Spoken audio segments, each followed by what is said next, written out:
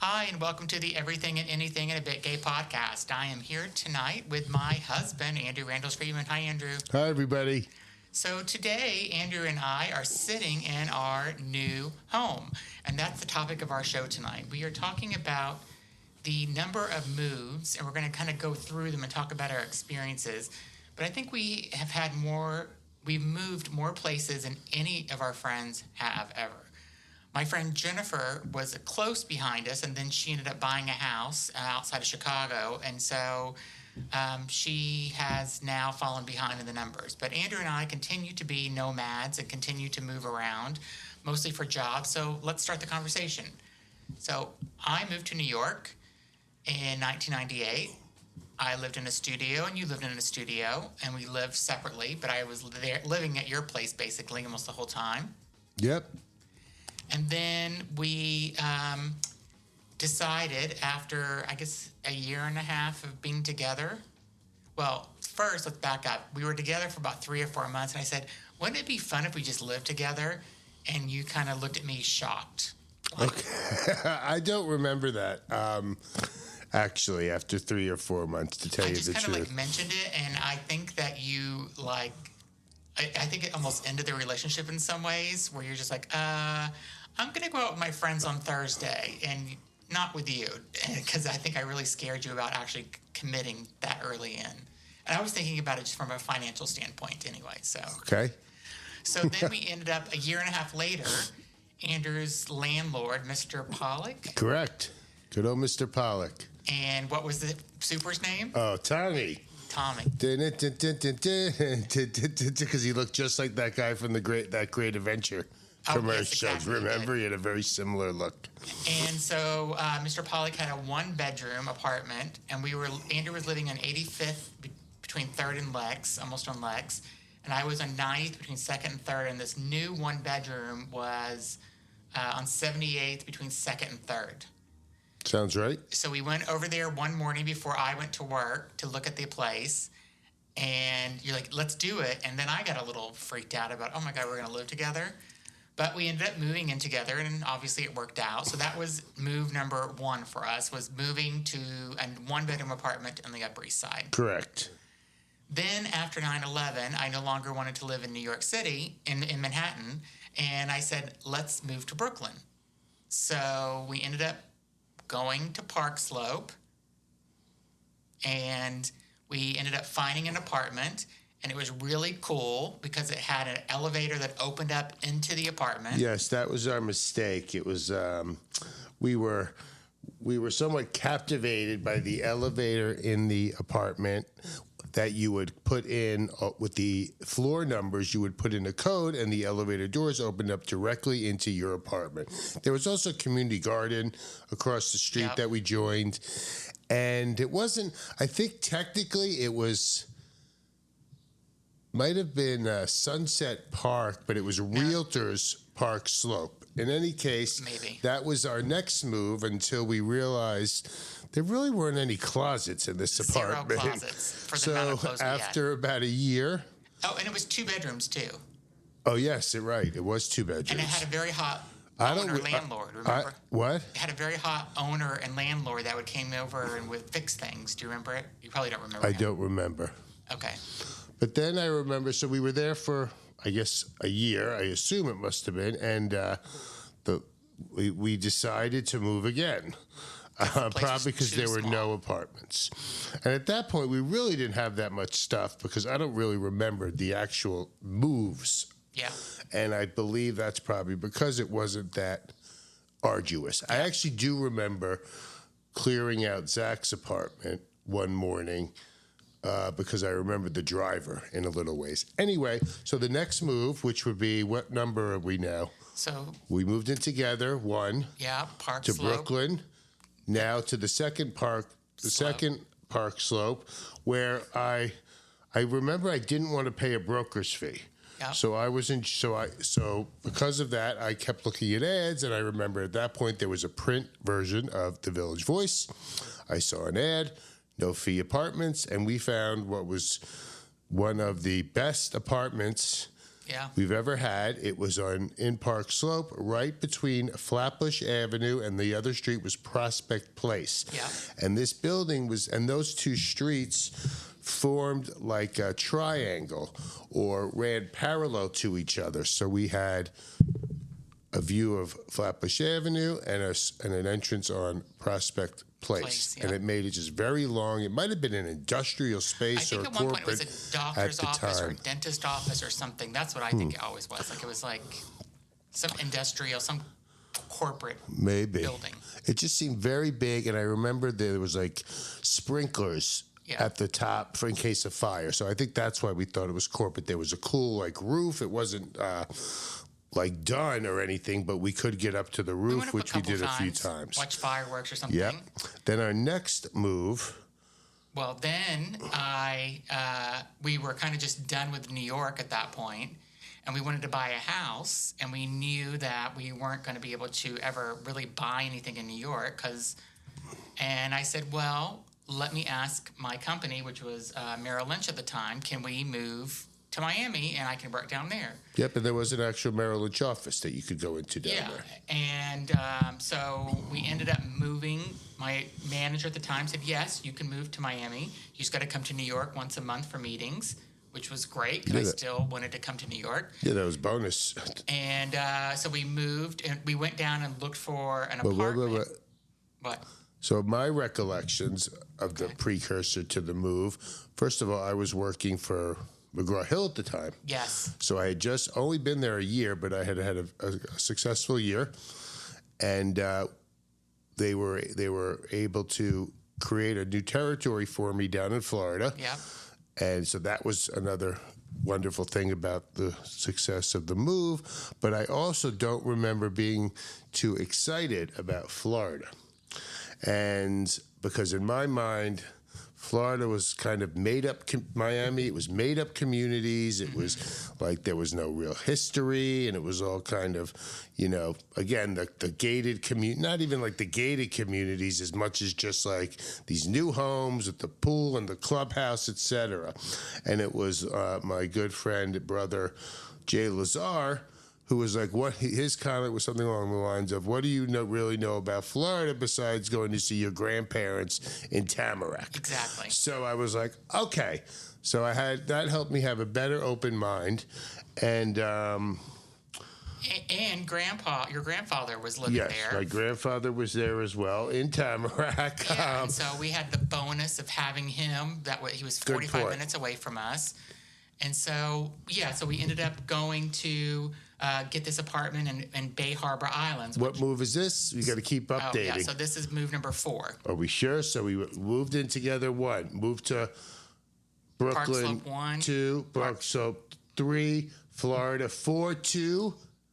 Bay Harbor Islands. Yeah. Which was if anyone saw the show Dexter, it was kind of like that because he kind of lived on the Intracoastal, and it was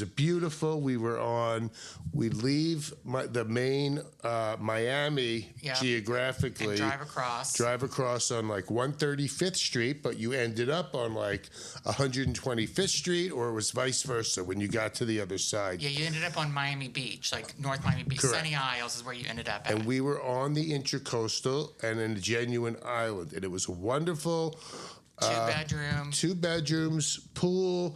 But I think the most exciting thing about it was proximity to the beach, proximity to the other side. We had Bay Harbor Mall, like we could walk to, not that we ever did, but it was right there. We could see it from our balcony. Yeah, we had nice little restaurants in this town of Surfside. But what was most exciting, I think, in retrospect, was just getting to and from home was like just such a wonderful and cherished experience because it was just having access to the water, and it felt like really Miami Beach.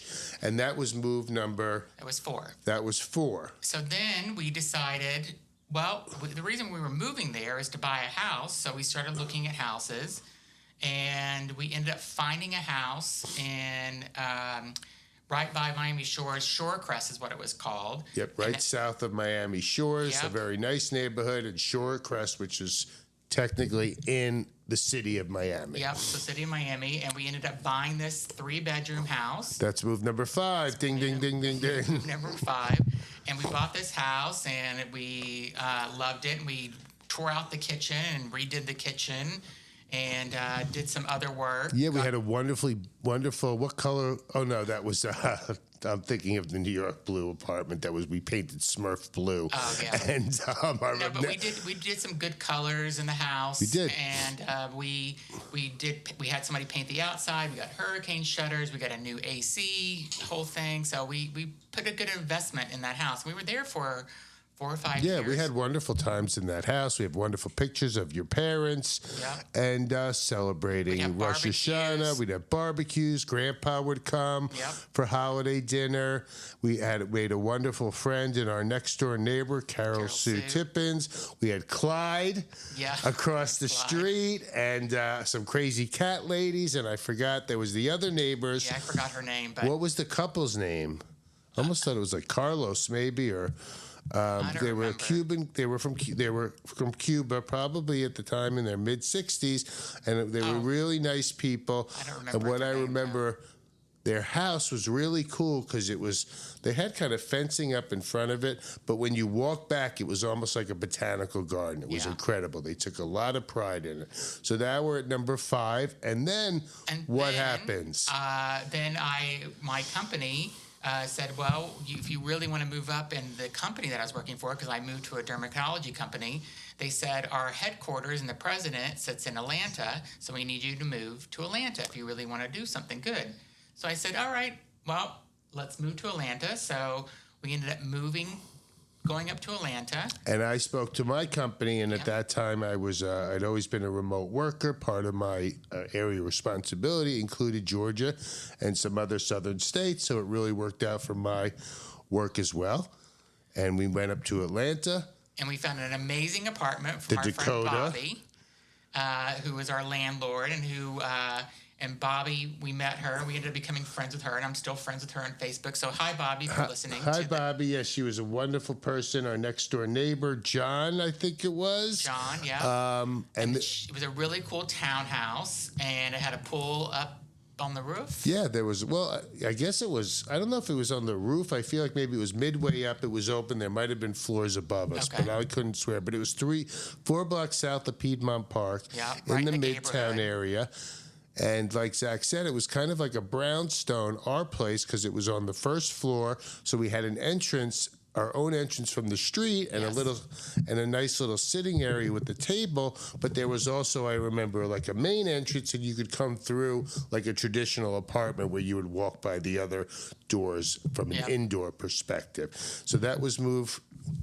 That's 6. 6. And then what happened? And then my company that I was working for was acquired by GSK.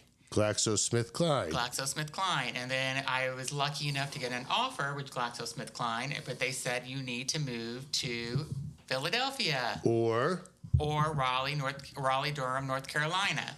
And I picked Philadelphia because I felt like it was more of our what I wanted I wanted a city more than Raleigh. Right. And we had a conversation, I remember, and I didn't think we would ever get back to New York. Yeah. And not that I wanted to go back to New York, but I felt this was a wonderful way to get close to my sister and our friends in Manhattan. And at that point, Raleigh didn't appeal to me. At the time, this time I did not have a job, and I was able to make some inroads with my former company, McGraw-Hill, and I ended up getting a job with Stanley Kaplan, I recall. Yeah. So we end up in Philly on Kennedy Boulevard at a building called the Sterling, which I recently heard has been remodeled, and it's much nicer now. It needed to be remodeled. It definitely did. It was a mixture. It was a 2-bedroom. It was nice. The apartment was huge and beautiful. The apartment was huge. We had a balcony. It just was a little outdated. Like, it just looked like it was from the 70s or 80s. Oh, yeah, the mirrored walls and some of the wall. I think there was wallpaper, but it was a cute building. I remember it was a lot of older individuals and, like, engineering students from University of Pennsylvania or we weren't Temple. far from, like, the Continental, the We restaurant. were like right by everything, and I could walk to GSK to go to work. Yeah. It was really easy. And by the train Union, I think it's their Union, Union Station, the train station. It was wonderful. That was number 7, right? Ding, ding, ding. I think we're at 7. We should have made a checklist. I got another job. Yeah, Zach was able to do, he was doing really well at, oh, sorry, I wasn't in front of the microphone. Really well at GSK, and this was at the dawn kind of digital marketing and communications. And Zach basically built a org structure for this new digital team at GSK. And as Zach is always thinking about the future, basically built into it a higher level position than he currently had, and gave himself a promotion at the time. And then GSK said, well, this is great, but this team should be located in Raleigh, Durham. number 7, folks. All aboard for Raleigh, Durham. Well, that's number 8, Raleigh, Durham. Oh, number 8, Yes. Raleigh, Durham, North Carolina. So we were relocated. The company paid for relocation up to Raleigh, Durham. We ended up getting a house In Cary, Cary, North Carolina. Do you know what Cary stands for, I Zach? do. What? Wait. Containment Area for Relocated Yankees. Yes, or there was something else. Can't afford. I don't know. There was another acronym for it. I thought too. Can't afford Raleigh yet. Yes. Oh, okay. Yeah. That's funny. And so we ended up renting this house for, I guess, a year. And it was a huge house. It was like 4 bedrooms, 2 stories. It was really huge. But we just were in this suburb neighborhood, and we just like didn't love it. There was like nothing around. You couldn't walk anywhere. Yes, it didn't have the walkability that we had enjoyed in Philly and even in Atlanta, and even sometimes well, maybe not as much in Miami, but in Miami we might have been walking around downtown. And then we were there for a year, and I said, hey, I want to live in Raleigh. And so we ended up going to move number 9 and going to an apartment in Raleigh. And what was it called? Something Village, I feel like? I have no idea. Yeah, it wasn't too far from... was it North Carolina State University, maybe? Because I feel like there was a gym location down there, or the YMCA. That was the gym at the time. I don't even know if we were there a year in that apartment, though. But I remember that at that move number 9, it started feeling like we had a lot of crap. Because I remember taking a picture that just popped up on Facebook or something as a memory, where we had our kitchen counter. It was just full of wine bottles that we had to like find a place for. Well, we often kept things, and I think sometimes we have a lot of things we keep around for sentimental reasons, or we've had them a long time, both of us. But so that was number 9, you said. That was number 9. And so then what was the precursor? What was the impetus for number 10, which was... going back to New York. Back to Manhattan, money-making Manhattan. So I wasn't loving North Carolina. I kind of felt like my job, I liked my manager, Stephanie. So Stephanie's listening. Hi, Stephanie. And Andrew, what was your job? What happened to your job? So when we went to Philly, and I'll make this quick, there had been an opportunity for me to return to McGraw-Hill if certain pieces fell into place, including promotions for another individual. So I made a good... you pitched yourself. Yeah, I pitched myself saying I'm coming back. There was the potential. I reached out to my contacts. In any case, it didn't work out in Philly. So when we found out we were moving to North Carolina, I called up a guy by the name of Dave Mackin, who I had first met through those connections when we went to Philly, and said, hey, guess what? You're not going to believe it. We're going to North Carolina now. Anything happening in North Carolina? And he basically said, guess what? We do have an opening in North Carolina. And we kind of just went very quickly from there. So once we then moved to New York, there was a new position at McGraw as we were trying to discover in the educational technology space new business models. And a new CEO, had charged us with creating something from nothing. And that's when I ended up getting that new job And we were moved to New York, back to Manhattan. Back and for that your was company, which was Bayer. Bayer or Bayer, Bayer. So that was now move number 10. Number 10. So we did move number 10 back to Manhattan. My office was up in Tarrytown, so I would take Metro North up every day, which wasn't horrible. Going through Grand Central, it wasn't the best. It wasn't like getting on the subway and working in Manhattan like I was used to. But it was good. And you made some really good friends that you have to this day. Yeah, exactly. My friend Elaine, who was on the podcast in an earlier episode. Yeah. And so I'm very happy that I did this move. Now, that was 10. We were in Manhattan. And where were we? We were in Emerald the Fashion Green? District, Emerald Green. This really nice luxury doorman building. And yes. I remember one of my friends came and felt it was like the True Blood or something, because it was these very high, like a very opulent looking lobby space with space, and that was when they were starting to create, like, you could rent the party space, or there was other rooms. They had a gym. They had a rooftop also. They had a rooftop as well. That's right. And it was a 2-bedroom. It was probably only 1,000 square feet. I think we were paying like $5,000 a month. It was a box within a box within a box, exactly. We used to say, right? No real hallway. And then I was working for Bayer, working in New York, and then... When did you start? Weren't you having to go out to Jersey at some point also? Well, that's when we came back after move 11. That's right, because move number 11... is the big one. It was a big one. We went to Basel, Switzerland. And I remember that conversation because Zach's company, they were kind of encouraging people, and they were moving headcount there as well. A lot of things are happening for this division in Basel. And I kind of raised my hand and said, hey, I would like to move to Basel. Yep, and they were like, really? And they ended up paying for the relocation to Basel. And we had, there were a lot of perks to go to be an expat and for Zach to take this job. I remember one of our conversations was something along the lines of, well, this is an incredible opportunity to go live in Europe. Very few people have this opportunity. Yes. We can wait till we're 65 and take like a Viking cruise and get an experience similar to this, or we can do it now. And so we said, let's do it. Let's do it. And we had the, I guess we had the financial resources. There was hope that I would eventually get a job or maybe be able to take my job. But I think at that point we were like, this is too financially good. okay. Yeah, we were like, this is too good to pass up this opportunity. And also the thing let's stop here for a quick moment at number 11, because we always have the attitude that this life is an adventure. Yes. We both share that.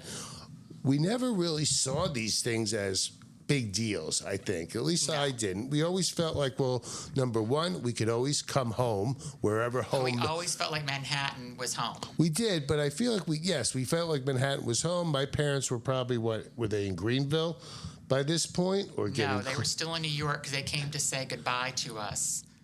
Or they were there, because I remember crying in front of our apartment because I had to say goodbye to your parents. And I didn't know we were going to see them again. So so Zach was crying. So my parents were still in New York. My sister was still in New York. Yes. Zach's family was still in Florida. So I felt like, and we were fortunate that we have very close with our family and we have options. So moving to Basel was kind of a big one because we were moving out of the country. And I'll remind everybody, we had Jackie and Jimmy, our 2 kiddies, who also came with us. Number 11 to Basel, Switzerland. Yes, and we got a really cool apartment. Well, we were in temporary housing, which I'm not going to count as a move, but we were... that's right, but okay, go for it. But we had this temporary apartment and we failed to realize that Switzerland has no air conditioning, like most of Europe. And of course, when we moved there, it was one of the hottest summers on record ever in Switzerland, in Basel. And we had like half of... like the apartment we had, it was 2 floors, but it was like half of like one side of a building, so there was no cross breeze at all. And we had 2 cats running around with no doors to leave them out. But that doesn't count as a move because it took like a month for us to get all our stuff. All of our stuff was shipped over on a ship, and we ended up going and getting this really fantastic apartment. Like 3 blocks from the Bahnhof or the train station. Exactly. And we had a wonderful time at Basel. We did a lot of exploration. We did a lot of exploration. We went to Hungary, Zermatt, Amsterdam. We were in the UK. We went to Berlin for we were Christmas one year. in Germany, in France, and in Italy, and skied in Zermatt, or actually on the Italian side of Zermatt. We saw our friend Betty Amore in Milano. Yes, hi, Beth. Hi, Beth. And Zach was a little homesick, is the good way to say it. Yeah, I think I was homesick, and I just was missing. I was seeing everybody was having all this great fun without me on Facebook, and I wasn't part of it. And I started missing family and stuff, and I just really wanted to go back home to the U.S. And just a brief aside, I ended up getting a really cool job where I was commuting from Basel to Zurich. Yes. And all my Swiss colleagues thought I was quite mad to do such a commute, but it was really easy. And I met some wonderful people, including Victoria Dalmas. Victoria, if you're out there, hi. And then it was time to return home. Which was move number 12. Move number 12, back to Manhattan. Back to Manhattan. And we had a similar type of apartment in Helsey. Maybe like we were on 37th and 8th, and when we came back to Manhattan from Basel, we were on 43rd and like 10th almost, I think. Yeah. Where that old diner used to be. The building wasn't as nice and grand as the other one. It wasn't, but what was special about the building? Well, there were Pete Davidson lived in the building. Pete Davidson lived in the building at the time. I forgot the gentleman's name. He's been in the Curb Your Enthusiasm. He's a great character actor. Curb Your Enthusiasm, as well as Thor from Nurse Jackie lived in our building. There was Thor from Nurse Jackie, and the guy I'm thinking of was also in The Practice as well. And he's been in a lot of, I wish I could remember his name, great actor. I remember I saw Richard Kind on the bus one time. So that was move number 12. So when we got back to Manhattan, I had acclimated pretty good to Switzerland, believe it or not. You love Switzerland. He loved the hiking. He loved the lifestyle. He loved how it was laid back. And I missed living with 8 million people. And he's like, I can't go back to 8 million people in Manhattan. Yeah. Well, we did. When we got back, it was too loud. It was too abrasive, I think is the best word. I still love New York. I love going back to Manhattan, but it's kind of like what we say about Vegas, right? It's good for me. Manhattan is good for about 3 or 4 days, and then it's enough. It's almost overstimulatory for myself these days. And so fortunately, Andrew's like, I want to leave. And I'm like, okay, well, let me look for a job. And my company, my division at Bayer was being sold. And I wasn't excited about going to work for. It was going to be basically an investment company that was going to buy the division. But you were also having to commute out to New Jersey at that point, like 2.5 hours, a couple days a week. 2.5 hours, and it was just a miserable commute on going through Penn Station in the morning and. Was it Penn Station or Port Authority to take a bus to Jersey? I went to Penn Station and every morning, and I took the train. And luckily, I had a friend that would go with me every morning, and we would commute together. But once you got off the train in Whippany, you had to take a shuttle to the office, which was another 20 minutes. And it was just a crazy commute. Arduous. So you were, in this case, I was maybe the impetus for the move. Zach started looking, and I had gotten a job, I guess, towards with Salesforce, and so part of my area of responsibility extended up into New England as well. So I ended up getting a job at another pharmaceutical company in Marlborough, Massachusetts, where we were temporarily housed. Yeah, and we ended up moving to we rented a house, a really beautiful house in South Natick. It was very private. It was really beautiful. It had a huge, beautiful front yard, and we got a green egg, and we were grilling and having people over and stuff. And so it was nice, but it was a little too. I don't know, it was a little too remote for me, and we didn't own the house. So we decided we needed to own a house again. So that was move number 12. I think that we're up to 12. So we were in Natick, and we started to look because we wanted to own a house. We wanted to put have the equity and the investment. And I remember we looked at there were 2 finalists, so to speak. Yes. Well, actually, no. No, what happened was... We decided what type of where we wanted to be. So Natick, there's kind of South Natick near the main town green.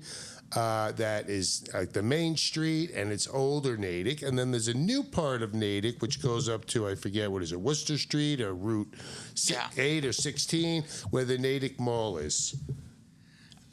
And so we ended up finding, like, kind of in the Main Street area, this house. But I went to go look at the house. Well, remember, we saw a very modern, new build house up on this main, very busy road. Yes. And you were very much in love with that house. Yes. And I thought it was a beautiful house, too.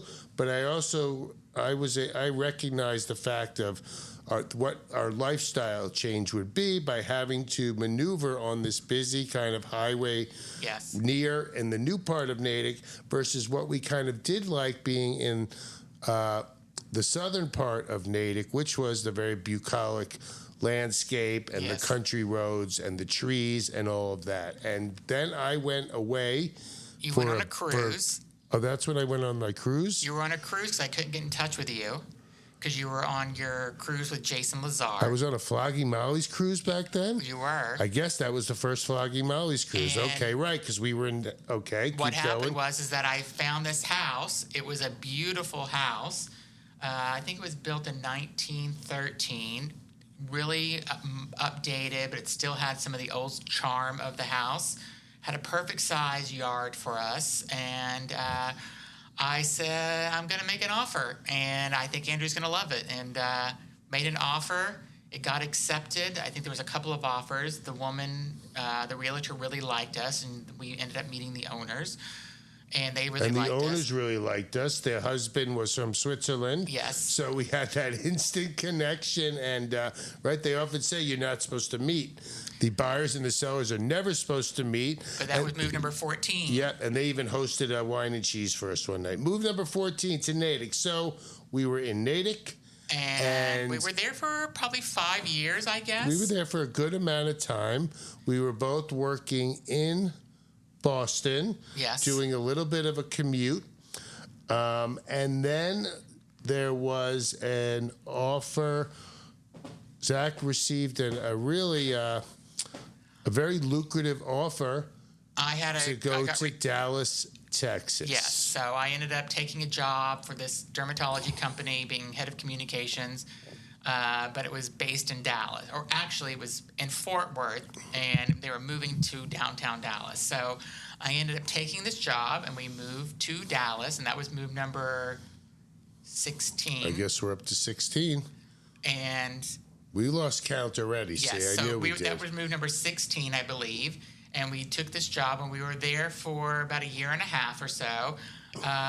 Dallas was okay. We met some wonderful people, made some really good friends. We did. They even joined us on the Cape. Yeah. Last summer, actually. And for New Year's. But it was a little too flat, and I think that the weather and the topography was something we really weren't used to. All of our other moves were on the East Coast, and we either had a beach or woods. We were landlocked. And we either had beach, or we had the woods, or we had lakes, or rivers, or mountains, and we had none of that, and it was a little... So it really worked out well when Zach was approached by another company, when that took us back to Boston. And we had to quickly find a place, and we moved into a place in Somerville, Massachusetts, which was really great. It's a great town. Somerville's awesome. Very unique population, very diverse population, and the problem is that this was a 2-family house, and we looked at it online, and it looked great online. But we didn't see it in person because we were still in Dallas. And we had to make a quick decision. We had to make a quick decision because there wasn't a lot of availability of housing at this time. And so we ended up taking that house, and we moved in. And the house was built in 1901. So we had the second and third floor. And then there were 3 guys living on the first floor, and they had, I guess, part of the basement. And we could hear them walking around. I'm sure they could hear Andrew walking around and stomping around like Chewbacca. Yeah, so he's very loud overall. So I'm sure they were very happy when we moved out. But the thing is that you couldn't have your air conditioning turned on in more than 4 rooms and then run the dryer because the whole house, the fuses would blow. And it was just an old house and it's not been updated and it just wasn't for us. And when we got the heating bill, that was $950 for a couple of months in a row. I'm like, listen, we're out. Yeah, we were basically, there wasn't, in Somerville, there's been a dynamic change in the real estate. So you have a lot of people who own places or have lived there a long time and upgraded their places. Yes. And this was more on the rental side where you had a lot of young people and or students, Tufts, Cambridge, Harvard, and MIT are very close, so it can often be very transient. So for a lot of properties, there's not a motivation for owners to maybe invest heavily in them because they can always rent them. So it seemed like there wasn't really insulation. So as my dad would say, what are we paying to heat the whole neighborhood? Well, like if you left the door open or the air conditioning, right, which seemed to just vaporize and go quickly outside. So, Zach... That was number 17. And then I said, I'm done with this place. And I had to convince you to move because we were only there for 9 months at that point. Yeah, I definitely wanted to strangle Zach because I was in no desire to move. I was probably a bit let's annoyed. talk about where we are now. So we went out and we got a realtor and found this amazing house that we're living in now. And I'm hoping that we can buy it from their owner one day. So well, that's just so we never have to move. But it's a nice house. It's in Medford, Massachusetts. It's a 4-bedroom house. It's got 3 floors. It's a huge kitchen, huge living room. We're really happy, and that is number 18. Bing, bing, bing. Lucky 18. 18 to life. So that's 18, where we not are 18 now. to life. I should say 18 for life. Hi. But we're not moving again for a long time. So we will be here until we are definitely ready to buy a house of our own or buy this place, hopefully. And that's it. We've just finished unpacking, or we'll finish probably by tomorrow. We'll finish unpacking. I have a backyard where I can do a garden again.